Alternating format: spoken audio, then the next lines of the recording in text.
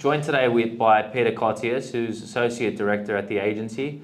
And we're going to give a quick rundown of 2024, what we saw out in the marketplace, and what we're expecting for 2025 and beyond. Peter, how's it going? Well, all good, yeah. We finally made it. Finally made it. It's been a tricky year. Yeah. Look, you sold a pretty diverse range of assets this year. A few investments, couple of sites. What were the general themes that you took out and what you felt on the ground? Oh, well, I think investment market was probably, as far as, good investment properties with good yields was probably the most sought after asset. Anything that was yielding sort of 6% net above. All the development sites were all challenging. I think, the build costs were always, rising and hence, a lot of the developers are wanting larger margins, profit margins. So vacant sites, raw sites, challenging, but we got quite a few of those across the line. So generally across the area, we sold a property up in Byron Bay, Maroubra Junction, Waterloo, a few down in Rockdale, Cogra, that area down there, Pymble, Balmain, Rozelle, Beacons Hill. So yeah, it was across the board. Yeah, it was good. It was like I said, I think it was a pretty tricky year. Let's just talk about the leased investments, because I know you've got a few of them away. What was the biggest challenge you had? Because a lot of them took a while to close out.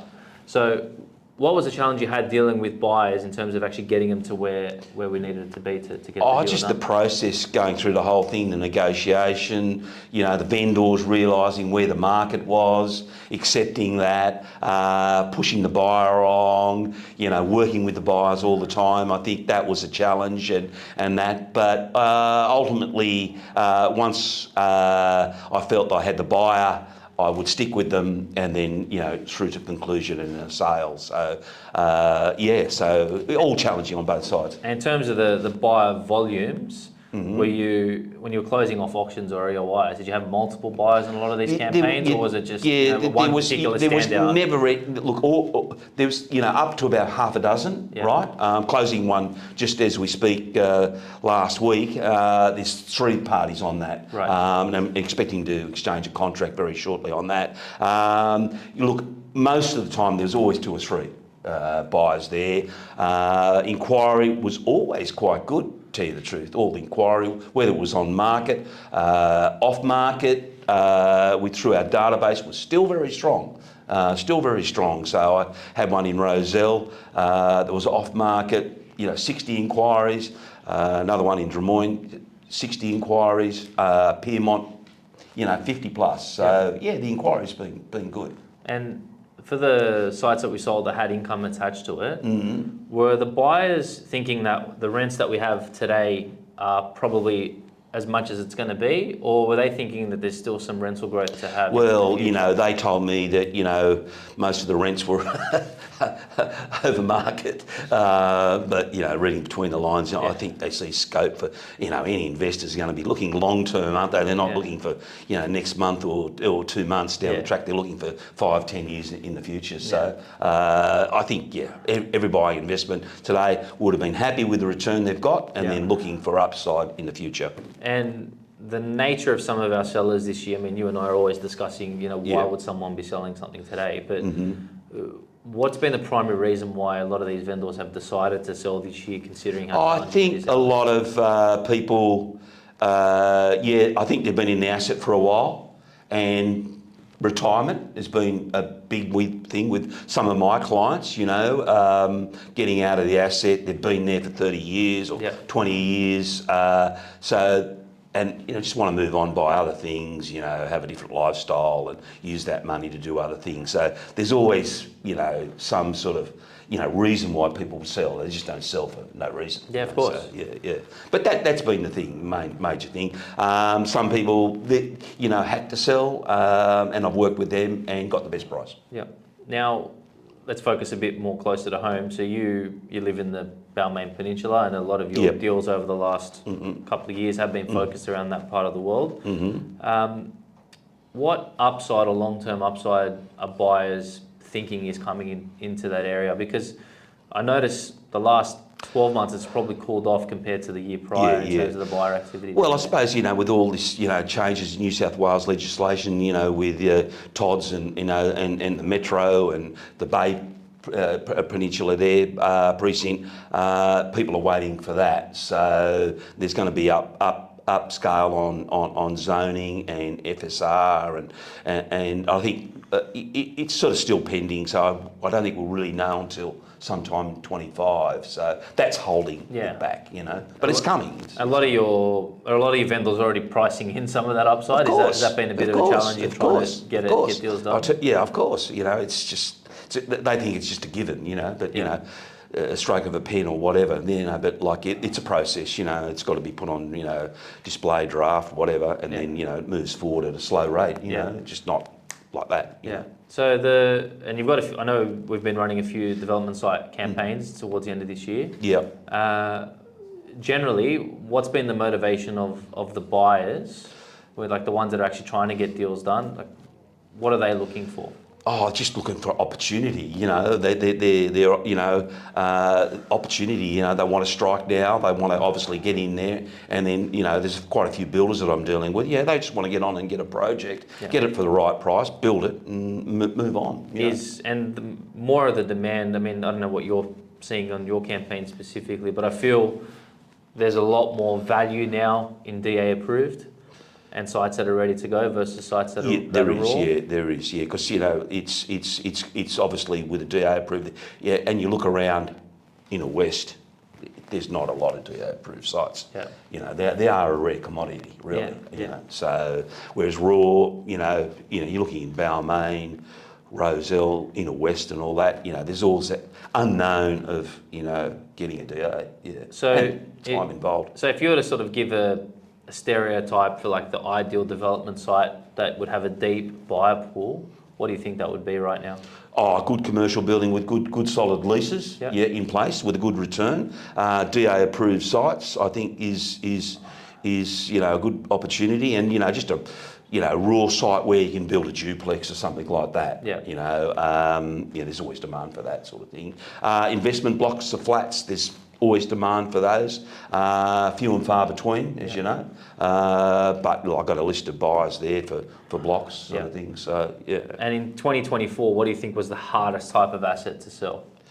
Oh, just a smaller development site, with no profit margins in it, and risk associated with it, because everybody, if you told them it was going to cost you $1 million to build, they would have factored in it was $1.5 million plus to build. So there just doesn't seem to be any margin there. I'm right there with you. All of these small class 2 development sites this year were very, very challenging to get through, and it's primarily down to that. Like you said, it's the amount of preliminary cost on a small project now. If there's a basement or it's classified as a class 2 building, it eats up so much of your profitability and compliance, and adds so much more time. So if you're not picking up the site, or as you said, buyers are being very opportunistic. You're not picking it up at the right price. It's very, very, very challenging to get that done. The other feedback I really got too was from a lot of developers. The ones that are transacting now is the scale, the size of the development too seems to be. They don't want to really get involved where it's just not worth the time and effort and risk. So I think there's got to be a bit of scale in it. So what do you think that means? Like, we've got developers saying, I don't want to build less than, call it 50 units, or a total project value of less than 80 million. And then you got people want to do high-end homes. So what does that mean for the smaller projects, the blocks of 10 or 20 that, back in your glory days, were being built everywhere? Well, that's more boutique-y and that. And there is a market, obviously, for that. You see that through the eastern suburbs, lower North Shore, but there's nothing really getting developed down the Balmain Peninsula. I think there's only 1 or 2 down there. So, but there is a demand for new product in areas with a lot of wealth and a lot of empty nesters just looking for some low maintenance to get into out of their grand homes or old terraces or the like. Now I'm going to pick on your age a little bit, because you have been around a little bit longer than I have.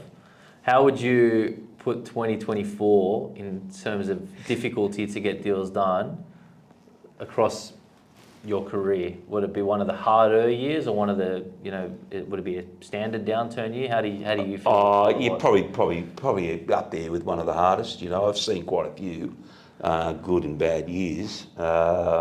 But being a commercial agent, probably a little bit tougher than, say, a residential agent. But I've got conviction. Once I take on a project, a listing, I stick with it. And I usually get it. 90% I get a result. Yep. And even in bad years. And do you wants to stress that point, even in bad years. How do you feel that that's going to bring value to clients that you're going to choose to work with in the future? Oh, well, wealth of experience, been in the property development space myself. Yeah. I know how it all works. It's just not, I've just not been an agent all my life. I've had my own businesses. I know how business works, done property development. And now I'm doing commercial real estate for the last 7 or 8 years. Yeah. And it sort of works for me, we'll continue in 25. Yeah, and for 25, what do you think is going to be different from this year? What triggers are going to happen to actually bring things a little... that's the unknown, answer to that. But look, I think in the United States now, there's been easing of monetary policy. There's the third interest rate reduction. So, the writing's on the wall here. We thought it was going to happen earlier. RBA's been pretty tough. And I think early next year, I think the government spending's probably been too much. And that's been, keeping, the pressure on the inflation. But I think next year, following the United States, the whole world, hopefully we'll just see the other side and we can start coming out of it. And I think then we'll see a lot of developers really trying to get their place in the market. Yeah, a toehold in, yeah. And do you think there's going to be have you noticed an uptick in inquiry towards the end of the year from developers? You've run a few campaigns. I've got a big list of developers, but they're all very conscious of dollars, obviously. But look, in saying that, they're there, and I think their appeal to buy next year will get stronger once there's some movement on rates. Yeah. I tend to agree. I get a general sense that there is caution, but a lot more optimism when we're talking to buyers and dealing with buyers. Yeah. It doesn't feel like there's layer upon layer upon layer of contingency being priced in. There's a bit of optimism on values, particularly in quality areas, as you said, where there's a deep downsizer market and limited supply. So I feel like those sites are going to attract a lot of interest early, as we get well into 2025. Where do you see cap rates moving? If we do have rate cuts, do you think cap rates will follow accordingly, or do you think buyers are still pricing in a bit of a gap at the moment? I think they'll price it still in there for a while and not get overexcited. I don't think, but I think you'd have to see general trend 2 or 3 rate cuts before there's anything really happening at that side of things. But there is risk there. At the moment, you're getting 5.5% in the bank. Well, people want less than that. As a cap rate, it's just very hard. It can't happen. Well, we didn't. Did we trade anything sub 5% this year? I don't think we did. No. No. Yeah. So I mean that's we've had some pretty reasonable, some pretty quality stock, and nothing sub 5. So I think that's just shows you where the market's at now. You've been with us for coming on 2 years now. So now you've had a pretty reasonable career. What do you think is good about what's done here versus in terms of resources? I think it's the behind the scenes. We've got an analyst that works here. We've got all the information that's required. We can do feasibility studies. Everything there. I think our sense of our worth what we can provide to the marketplace is very strong, backed up by our back end of what we got. So we can go out to the market, to vendors, to purchasers, you know, with confidence to say this is worth in this price range because we've done the research on the property. So I think that is really, really strong. It's really powerful. And yeah, I take my hat off to you because you've got the resources here. So so I think that's your key. And we've Adam Charles. And we've been very conscious in the last 18 months about really narrowing down and qualifying our buyer pool. You've used the database quite extensively for off-market campaigns. Mm-hmm. Do you feel that the majority of our buyers now are coming from our database, like the people that we already have access to, or are they unknowns? Like very strong the database. Very strong. I've been involved with other databases. This is the strongest. This is the strongest that I've ever experienced. So its reach is far and wide. So if you're confident enough to run a campaign entirely off market if we had to? Off market, but both ways, you know. Off market's fine, you know, but you know, I think if you've got something really unique, I don't think you need to keep it a secret. You know, I think there's probably locals that are not on our database that would be interested in that particular asset.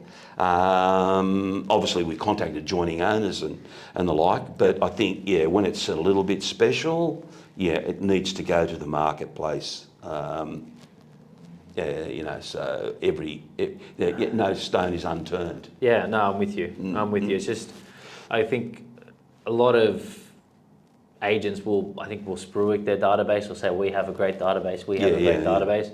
I don't feel many agents actually work it to the extent that we do, to actually narrow it down and really refine the buyers to make sure that what they're receiving is actually what they want. So I think I think you've experienced it quite a fair bit, and we're trying to spread that message out there. Our buyer database is very engaged. So if you get an alert about a property, it's typically about something that you actually want to see. Particularly if you're getting an SMS from us about a site. I'm glad that you've had the benefit of it, and you know, it's something that we can continue to offer our clients.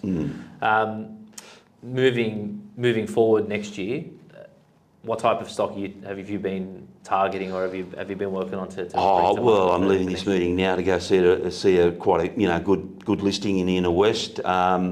So you know, it's an investment with upside. I think that's always sought after. So it's got current income stream with development potential. So you're going to probably find a lot of that coming into the new year with this, when finally the zoning all gets changed, and that particularly in the inner west. And you know, look, any development site with a DA, you know, I think they're going to be sought after. So if you were giving some advice for an owner getting their property ready for sale, what would you be telling them to do right now? If they're thinking about going to market in 3 months' time, what would you be telling them to do right now? Just contact us at Adam Charles, and we'll give you advice. Do our research. That's the perfect answer. We'll do our research and you know, provide you what we think is fair and reasonable. What is the top end and the base, and then you know, it's then out to the market, because you know, the market is the true story. Yep, perfect. All right, mate. Well, thank you for your time today. I appreciate it. I know we got you on relatively short notice. It's all right. I've got to rush out now, actually. Yeah. All right, but thanks for your efforts this year. Okay. And for anyone who's out there, if you're holding an investment property or a development site in the inner west, Peter literally does live it and breathe it every day. We've arguably sold more sites in that inner west, Rozelle, Balmain Peninsula, over the last couple of years.